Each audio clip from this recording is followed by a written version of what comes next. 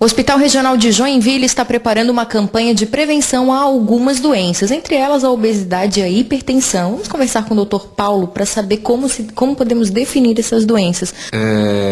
A oportunidade é ótima de falar sobre doenças como obesidade, pressão arterial elevada, pressão alta e aterosclerose. Na verdade, a gente vem vendo isso como se fosse uma situação epidêmica. Bebês fora do peso, crianças fora do peso, adolescentes jovens e adultos, infelizmente a grande maioria. E quer se atribuir à pressa do cotidiano e que come errado, come ali e tudo isso, até pode ser um pouco de verdade.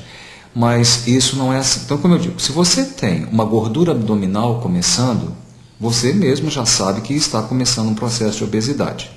Então, de uma forma geral, guardado algumas proporções de raças no mundo, até 90 centímetros é seguro um homem ter. Até 80 centímetros é seguro uma mulher ter. Então, todo mundo pode se medir e ver.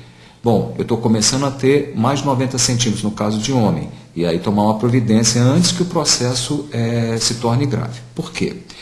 Quando você carrega, por exemplo, 3 quilos acima do seu peso, numericamente isso parece pobre. Mas vamos dar um exemplo, isso equivale a um bebê, a um recém-nascido em graxa, que você carrega a mais do seu esqueleto sem precisar.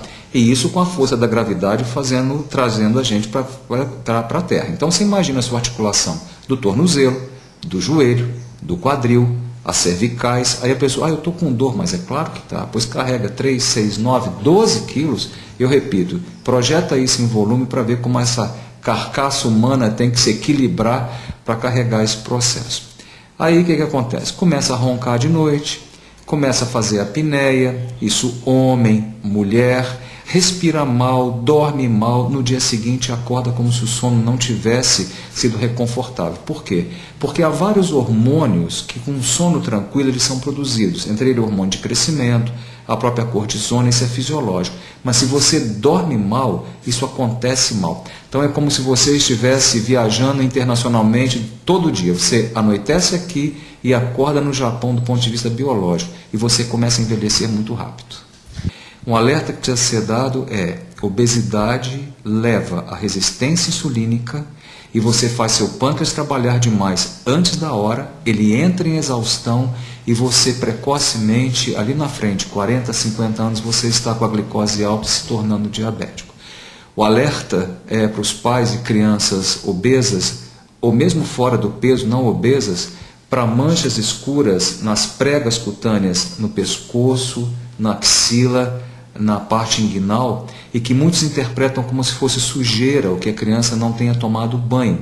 E às vezes até machucam a criança esfregando mesmo coisas assim de meio ásperas.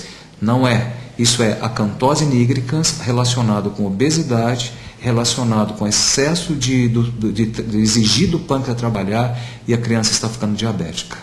Estas doenças são consequências de uma má alimentação? A grande maioria sim, né? Quer dizer, a gente tem assim, meu filho, eu tenho 2 filhos, os 2 veem televisão a mesma quantidade, mas um é gordo e um é magro, e comem a mesma coisa. Então, há, vamos dizer assim, uma suscetibilidade daquele corpo a estocar, quer dizer, ele tem essa tendência a ganhar peso, né?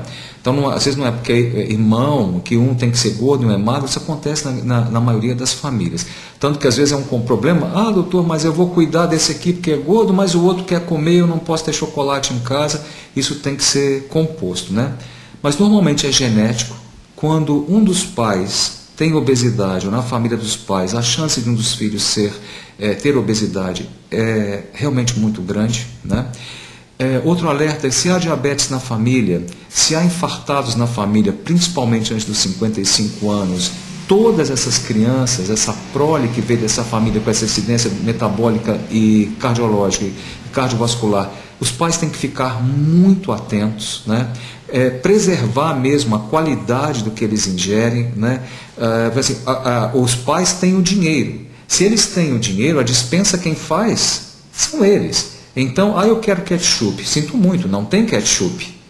Né? Por exemplo, se está na geladeira, como é que você vai dizer para o seu filho: olha, eu quero, mas não pode, mas está ali. E a criança acaba tendo dificuldade de entender. O discurso do pai não é aquele que ele cobra que a criança tenha de comportamento.